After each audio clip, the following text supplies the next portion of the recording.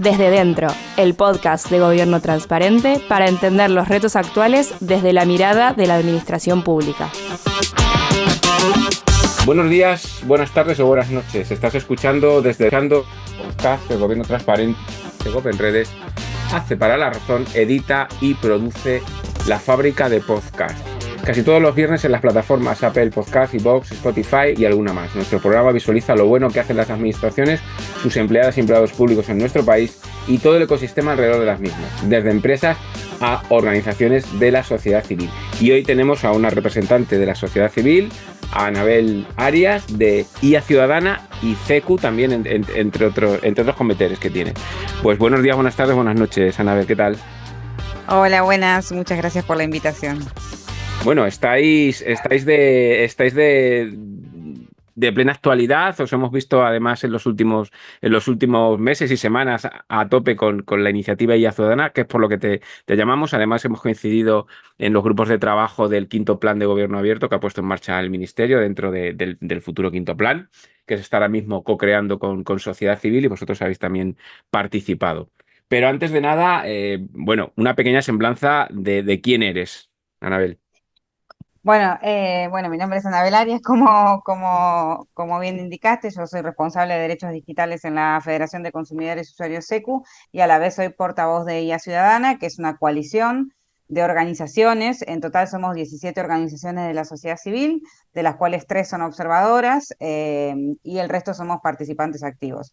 Lo bueno de IA Ciudadana, o lo que es interesante, es que es una coalición de organizaciones que tienen distintas temáticas de trabajo, ¿no? Entonces tenemos organizaciones de derechos digitales, tenemos organizaciones de derechos humanos, tenemos a las consumidoras, que en este caso sería SECU, también está, por ejemplo, el Secretariado Gitano. Entonces tenemos distintos enfoques de trabajo y nos hemos unido todas por un punto transversal que es básicamente la regulación de la inteligencia artificial, pero no solamente regulación, sino a la inversa, ¿no? Lo que vendría a ser la participación pública o nuestro hilo, lo que nos une, digamos, es un pedido de participación pública en todo lo que es la gobernanza de la inteligencia artificial, ya sea desde el diseño, si es posible, hasta la implementación, la supervisión y la regulación.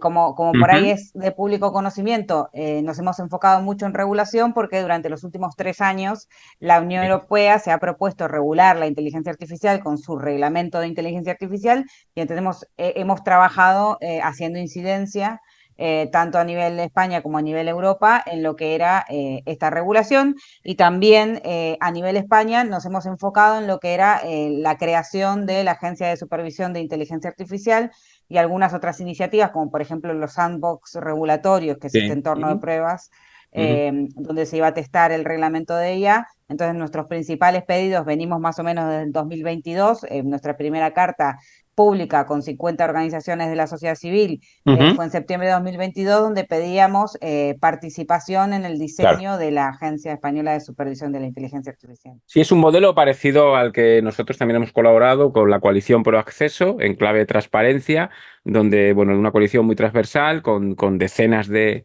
organizaciones que impulsan este objetivo que nos estabas comentando. Por lo tanto, todas las organizaciones, no hay un equipo de IA Ciudadana, sino un equipo un multiequipo de IA Ciudadana, porque las diferentes organizaciones ponen sus recursos, tanto humanos, de gestión, para el proyecto de IA Ciudadana como tal, ¿no?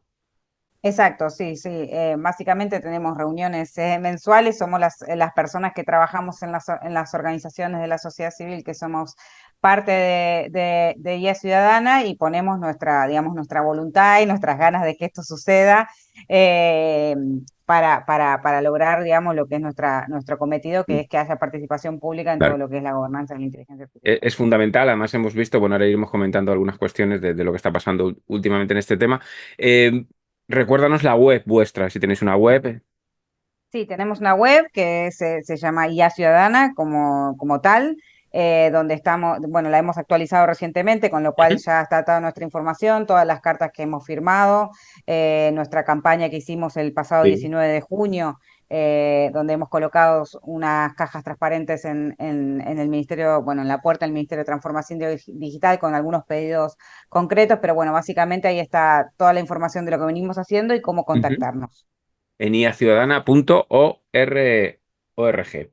Bien, ¿cuáles son, ¿cuáles son los principales riesgos que estáis ahora mismo mm, determinando sobre temas de inteligencia artificial y sobre la regulación que viene, que no nos puede proteger a lo mejor del todo? No lo sé. ¿Cuál es tu opinión ahí?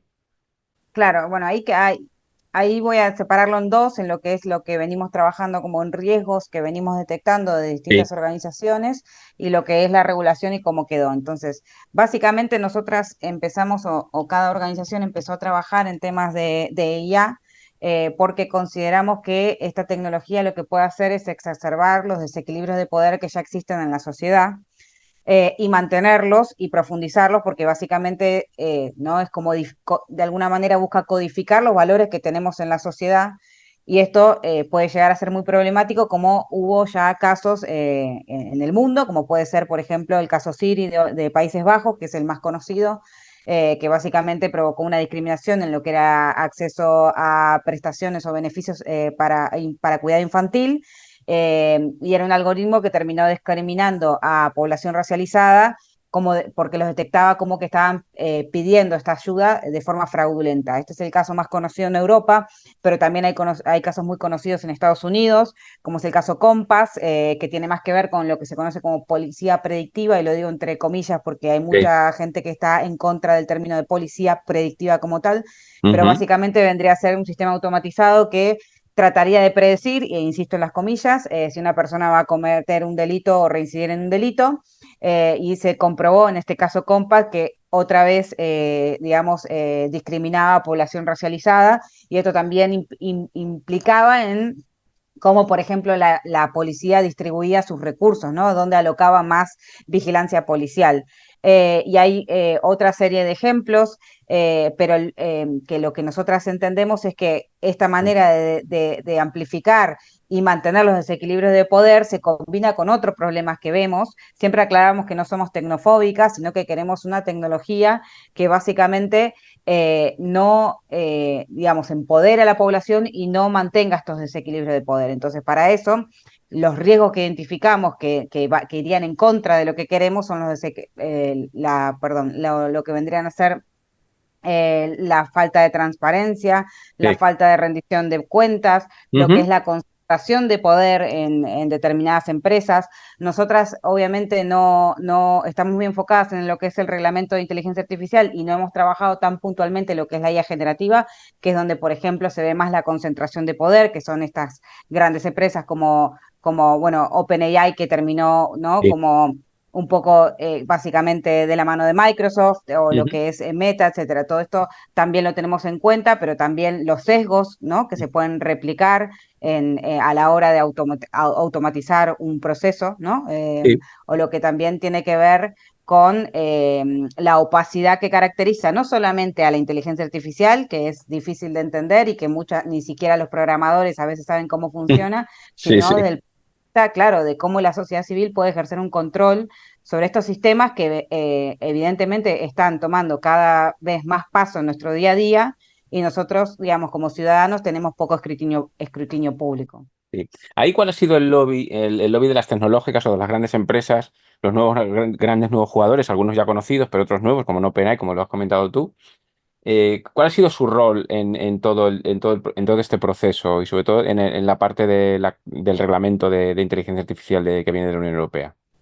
Bueno, aquí en lo que fue, digamos, la negociación del reglamento, bueno, que fue el reglamento, la primera propuesta de la Comisión Europea era de abril de 2021, y se terminó acordando en diciembre de 2023 con otras pequeñas aprobaciones que sucedieron en estos primeros 6 meses del año, con lo cual todavía estamos a la espera de lo que es la publicación en el Diario Oficial de la Unión Europea, que se supone que va a ser el 12 de julio.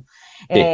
Entonces, en todo ese proceso hemos visto dos momentos claves donde sí el lobby de lo que fue las grandes tecnológicas introdujeron ciertos cambios al texto original que terminaron haciendo más débil el reglamento. Entonces, estos son dos ejemplos concretos que voy a mencionar, que Bien. son, que es la definición de sistema de inteligencia artificial, que no lo voy a hacer de forma muy técnica porque no viene al caso, pero para que nos demos una idea, en la propuesta original había una definición muy amplia de lo que era sistema de inteligencia artificial, que incluía también sistemas de programación más sencillos, que no necesariamente tengan que ver o que tengan que contener cierto nivel de autonomía o adaptabilidad a la hora de funcionar, ¿no? Sino que una simple hoja de Excel se podía llegar a interpretar también como que caía dentro de la definición de sistema de IA. Y aquí me vuelvo a referir al caso Siri, que el caso Siri era una simple hoja de Excel. Entonces, de alguna manera, desde la sociedad civil se pedía que se adopte la definición más amplia posible para que no solamente adopte lo que sea inteligencia artificial como tal a nivel científico, que sabemos que no hay una definición única, pero que tienden a exigir un poco más de nivel técnico, que deja fuera muchas decisiones automatizadas o muchos algoritmos en general. Lo cierto es que de la sociedad civil pedíamos que se incluya todo. En un principio esto estaba contemplado así, pero hacia el final de la regulación esta definición se cambió y se adoptó una definición que limita y deja fuera muchas decisiones automatizadas o sistemas algorítmicos, porque se piden dos requisitos que son que el sistema tenga adaptabilidad, o primero voy a referirme a otra característica, que es que el sistema tenga cierto nivel de autonomía, que esto quiere decir que se independice del humano que lo programó y pueda funcionar, y que a la vez tenga cierto nivel de adaptabilidad después del despliegue, que quiere decir que pueda aprender y mejorar los resultados a medida que va funcionando. Claro. Estas dos características, que son altamente elevadas técnicamente, dejan afuera a un montón de sistemas de IA o decisiones automatizadas que ya presentaron problemas, como es el caso Siri o el caso Bosco, por Es ejemplo. decir, al final es como que el reglamento ha subido el nivel para entender lo que es un sistema, pero está dejando fuera muchas aplicaciones que pueden seguir teniendo sesgos y que pueden estar incontrolables y que pueden generar no un control. Exactamente esto, y un ejemplo concreto que no Sí. entraría dentro de la definición es el caso Bosco, que nuestras compañeras de Cibio, que también son parte de IA Ciudadana, vienen pidiendo desde hace varios años la apertura del código fuente en lo que es el sistema Bosco, que en España ayuda en lo que es la asignación del bono social de electricidad. Desde Cibio quieren abrir ese código fuente porque entienden que podría haber algún tipo de problema, como por ejemplo un tipo de sesgo. No lo han logrado todavía, pero más allá de la apertura del código fuente que Ujú. entendemos que es necesario, lo cierto es que este caso, por ejemplo, no entraría dentro de la definición de sistema de IA. Entonces, todo lo que es la regulación europea de IA no aplicaría el caso Bosco. Entonces, tendríamos que empezar a pensar como sociedad civil, y es lo que estamos haciendo también como Vía Ciudadana, en cómo abarcar todo lo que quedó afuera de la regulación. Otro ejemplo donde se puede Sí, ver sí. el tema de cómo influyó el lobby de industria y también de muchos Estados miembros que estaban como muy preocupados con lo que es la seguridad nacional y querían como también una excepción muy amplia, que al final la seguridad nacional está fuera del reglamento, o sea que tampoco regula lo que es seguridad nacional, es lo que tiene que ver con la clasificación de riesgos. Para que nos demos una idea, el reglamento de IA tiene un enfoque de riesgo que implica que se tiene que pensar desde una pirámide. En la punta de la pirámide están los que son las prácticas prohibidas, porque entiende que están que están en contra de los valores y derechos fundamentales. Luego, después de las prácticas prohibidas, viene el core de la regulación, o lo principal, que vendrían a ser los sistemas de IA de alto riesgo sobre los que efectivamente regula, y establece obligaciones especiales, como por ejemplo supervisión humana, o registro de documentación técnica, o registro de logs, que es que quede registrado en todo momento cómo funciona el sistema. Eh, Luego del alto riesgo están los de riesgo moderado, que solamente le pide obligaciones de transparencia. Es el caso de un chatbot, que lo que pide la Unión Europea es que las personas sepan que están interactuando con un chatbot. Y luego riesgo mínimo, que no impone ninguna obligación. Vale. Entonces, Ujú. es evidente que es muy importante cómo se clasifiquen estos sistemas, porque en base a eso digamos, se le van a aplicar las obligaciones del reglamento o no, y distintas obligaciones. Claro. En una primera versión del reglamento y en la original, los sistemas que eran de alto riesgo eran los que estaban mencionados en un anexo, que es el anexo 3, que tiene áreas en las que usar sistemas de inteligencia artificial se consideran de alto riesgo. Por ejemplo, empleo, ¿no? Todo lo que es empleo, o acceso a servicios públicos, Sí. o determinado tipo de biometría. Todo esto y automáticamente, por estar en este listado, era considerado alto riesgo. Luego de muchas negociaciones y de mucha tensión en la negociación y también mucho lobby de industria, lo que se logró modificar es que esta clasificación no sea automática. Entonces, no solo por el hecho de estar mencionado en el anexo 3, típico caso de un sistema de IA que se utilice para acceder a empleo, no Sí. solamente por utilizarse en empleo va a ser considerado de alto riesgo, sino que tiene que superar filtros adicionales. Y estos filtros adicionales son muy confusos, tienen una poca claridad jurídica, porque básicamente lo que dice es que a pesar de estar mencionado en el anexo 3, no va a ser de alto riesgo, sí, y va a la inversa, sí, no genera una afectación a los derechos fundamentales, a la salud y a la seguridad, y no afecta materialmente en un proceso decisorio, entonces que es accesorio, ¿no? Y Claro. la norma da algunos ejemplos, como por ejemplo que sea un sistema de IA que se utilice de forma accesoria o de forma procedimental. Pero por supuesto que esto es poco claro, va a depender de interpretación judicial y de las autoridades de aplicación para poder entender efectivamente cuándo un sistema de IA va a considerarse de alto riesgo y cuándo no. Cuando en una primera versión sabíamos que por más que esté en el anexo 3, que nos podía gustar o no, este enfoque de riesgos o este enfoque de listado de sistemas Ujú. de IA, que la Sí. gente lo criticó porque se iba a quedar rápidamente desactualizado, lo cierto es que ahora tiene una complejidad adicional que al principio no existía. Ujú. Bueno, la verdad es que lo has explicado fenomenal. Em, Vamos a descender un poco a lo que está pasando en España y en España, bueno, vamos a poner lo que más nos ha llamado también la atención y lo que más impacto está teniendo es la nueva agencia española de IA que se llama ¿cómo le dices? ¿AESIA o AESIA? Yo le digo a ESIA. AESIA, vale. Bueno, cuéntanos qué está pasando con AESIA, que habéis sido muy reivindicativos, si también tu opinión sobre si se está, si se ha- ya además creo que no sé si ya se has elegido al director, ¿no? De AESIA. Y bueno, ¿cómo ha sido todo ese proceso de configuración de la agencia? Si habéis tenido participación, ¿qué ha pasado con el nuevo director? ¿Quién es? Cuéntanos cosas.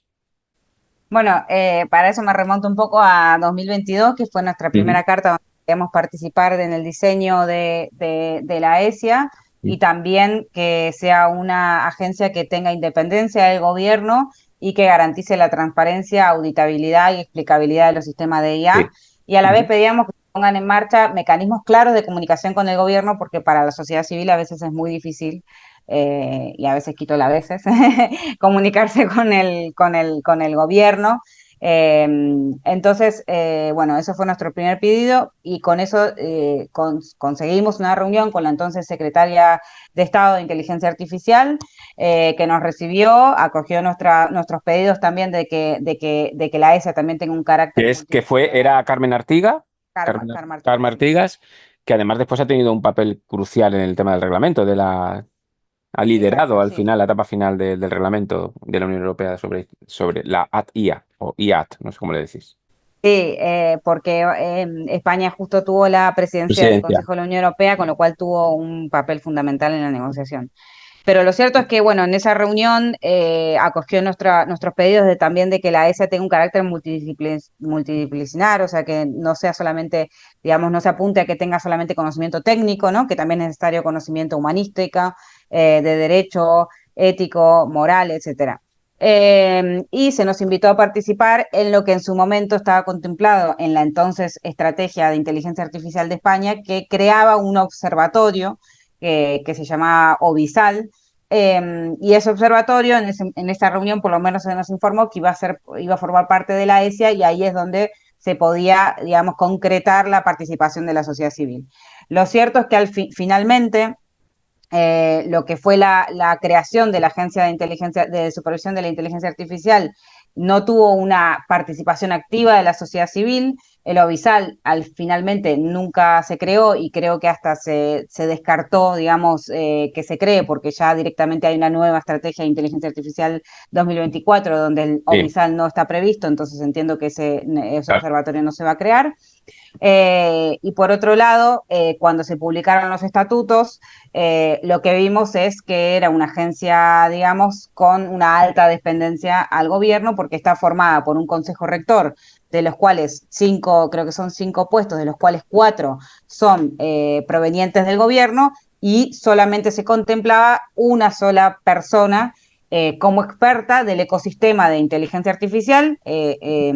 Se menciona así, como experta en el ecosistema de inteligencia artificial, que vendría a ser un poco la pata, si se quiere, de sociedad civil de este Consejo Rector. Sin embargo, nosotros nos hemos posicionado que esto era manifiestamente insuficiente, porque una sola persona experta en representación del ecosistema o de la sociedad civil contra 4, digamos, personas que dependían del gobierno, nos parecía que era Estaba muy insuficiente. desequilibrado, claro. Exacto.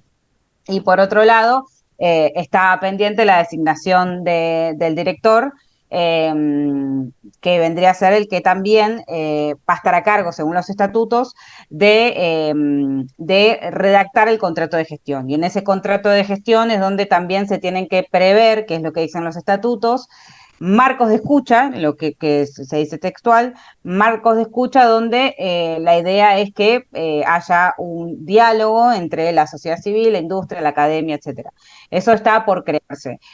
Todo esto fue con la gestión, digamos, anterior. Luego, como Sí. sabemos, se cambió, digamos, la gestión. Ahora tenemos un nuevo ministro de Transformación Digital, Ujú. y se dictó todo esto, digamos, que veníamos hablando con la secretaria de Estado anterior, quedó un poco en stand-by hasta la nueva designación de autoridades.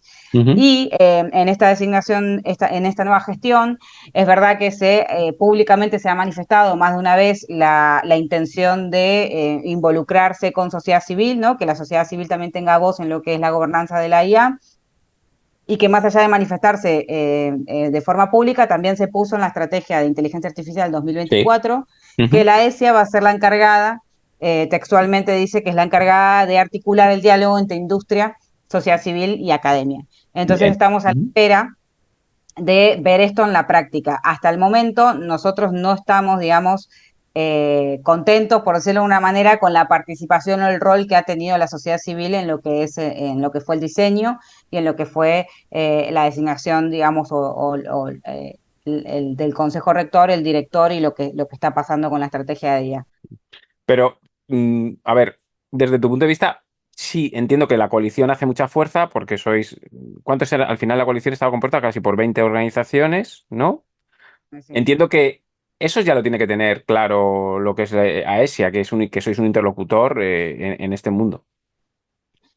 Bueno, por lo menos eso ¿O no? esperamos que así sea, esperamos que yo creo que sí. Hemos tenido, además, hemos tenido otras reuniones también con la secretaria, más allá de la primera, Sí. con la entonces secretaria de Estado. Nos ha recibido 2 veces más, si mal no Bien, recuerdo, una o bien. 2 veces más. Pero a la hora de llevar todas estas cosas a la práctica, hemos encontrado dificultades, ¿no? Nosotros queremos estar sentados en la mesa Claro. y dialogar con los actores relevantes que están decidiendo estos temas. Queremos ver en práctica, digamos, lo que dice la estrategia de IA. Si la ESIA va a ser la encargada de este diálogo entre industria, sociedad civil y academia, bueno, queremos estar sentadas ahí. Ujú. Bueno, estamos viendo, siempre te refieres a la industria. ¿Cómo está la industria de la inteligencia artificial en España? Es decir, las empresas que están, porque conocemos a los grandes, a los grandes que están fuera, pero no nos suena ninguno en España que esté trabajando y supongo que habrá mucha gente trabajando con sus propios intereses a nivel privado. ¿Quiénes son? Bueno, en España, bueno, toda esa parte del sector privado no la tenemos tan trabajada desde la Ujú. ciudadana. Sí sabemos que, digamos, del gobierno también hay muchos, digamos, externalización de servicios, si se Sí, quiere, ¿no? Como que hay claro. contratos, Ujú. se han anunciado también acuerdos con Microsoft Sí, con los grandes, sí. Ujú. con las grandes.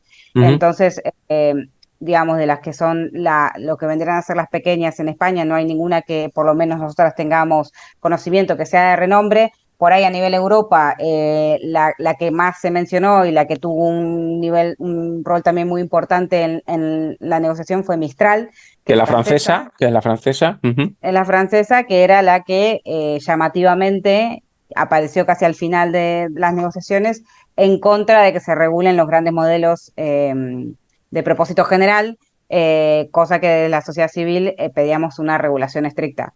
Que al final Mistral, que era como una promesa o es una promesa europea, Mm, también terminó acordando con Microsoft, con lo cual claro, desde nuestra posición no tenemos ninguna empresa identificada, nos encantaría y bueno, estamos atentas a cuán verdaderamente son ¿no? pequeñas empresas o pequeños unicornios europeos que luego terminen siendo adquiridas o que terminen claro. teniendo una gran influencia de las grandes, como pasó con OpenAI, como está pasando con Mistral.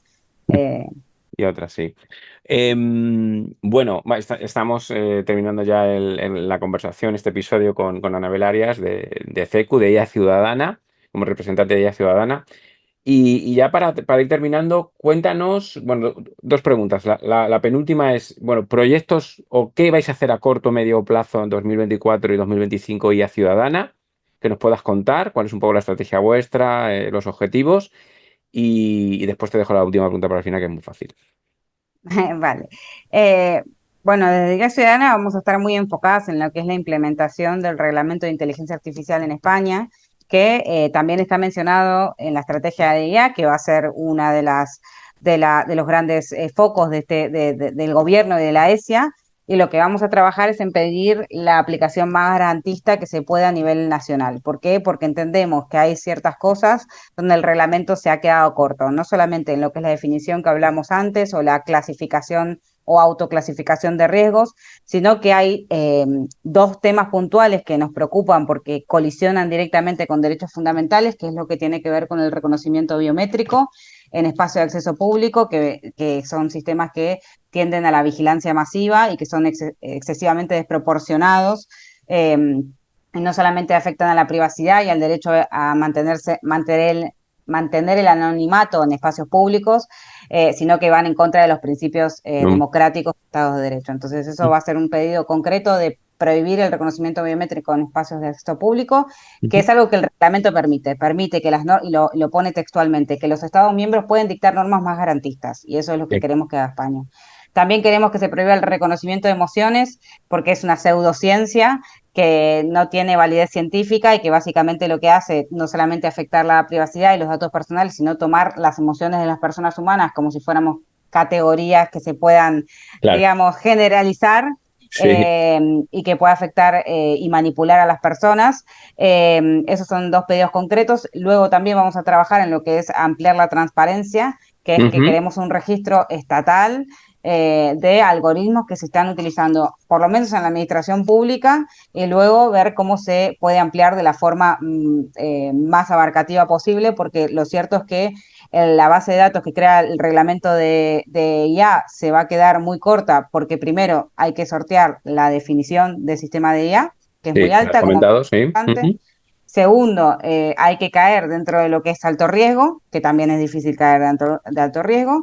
Y también, si superamos estas dos cosas, tiene excepciones para área de aplicación de la ley, como podría ser, por ejemplo, autoridades policiales o en temas migratorios donde la base de datos tiene que ser no pública, con lo cual se limita el escrutinio público en dos cuestiones que son claves para los derechos fundamentales también de todas las personas. Entonces eso es algo que nos parece que España puede ir más allá y queremos este registro para garantizar la transparencia y la rendición de cuentas. Y creo que con esos tres El- cosas, y bueno, y también lo que es la línea transversal de seguir pidiendo la participación pública en la de sociedad gobernanza. civil en los órganos, o que institucionalicen esos órganos para que podáis estar, lógicamente. Mm. Que los institucionalicen, que sean claros, que sean claros los canales de comunicación, cómo acceder al gobierno, dónde están, cuáles son el OBISAL, la ESIA, o sea que hay multiplicidad a veces de iniciativas que terminan diluyéndose, y también nos parece importante la participación en los estudios de impacto de derechos fundamentales que pide la norma. Que los grupos afectados, es verdad que la norma, el reglamento de IA pide que los que usen estos sistemas realicen, bueno, no todos, pero algunos realicen estudios de impacto de derecho fundamental, y entendemos que si no están los grupos afectados contemplados y participando en esos estudios, este estudio va a ser un simple checklist que no va a ser Sí. una real evaluación Y papel del mojado, impacto. totalmente. Exacto. Bueno, pues quedan súper claras y fundamentales lo que va a hacer IA Ciudadana en los próximos tiempos y tenéis ahí bueno, tenéis ahí una gran carga de trabajo. Anabel, bueno, ya estamos terminando. Última pregunta es que nos recomendaras pues alguna experta, un experto en materia de activismo de inteligencia artificial. Si es de habla hispana, mejor, que no sabemos inglés. Y si nos quieres recomendar a alguien que le podamos traer al podcast después ya de verano, pues fenomenal. Sí, obvio, o sea, tengo cuatro recomendaciones. La primera, Judith Membrives, que no sé si la conocen, No, pero es de la no, no. SEC.cat, Ujú, que también está en New Ciudadana y bueno, bueno, trabajamos juntas un montón y sabe un montón de este tema, también especialista en derechos humanos y tiene un ujú, perfil muy interesante también. Y también Thais Ruiz de Alda, que es de Digital Femmes, que tiene toda una visión feminista de lo que es, digamos, todo lo que tiene que ver con datos, entonces es interesante también su punto de vista.